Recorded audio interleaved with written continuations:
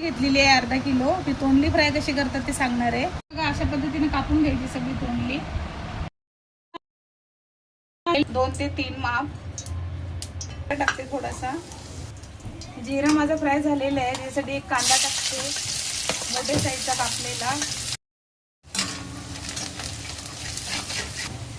हळद, ही हिरवी मिरची आहे 2 काप उभे चिरलेले आहेत.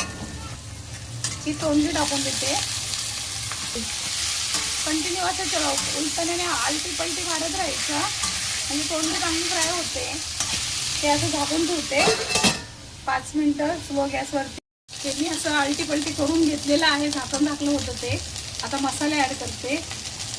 हे जिरा पावडर टाकते. भाजलेलं जिरा पावडर आहे, धना पावडर आणि ही मिरची पावडर.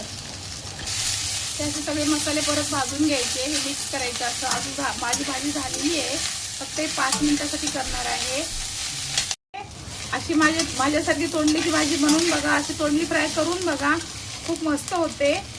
आवडली तर लाईक करा, शेअर करा, कमेंट करा, सबस्क्राईब करा.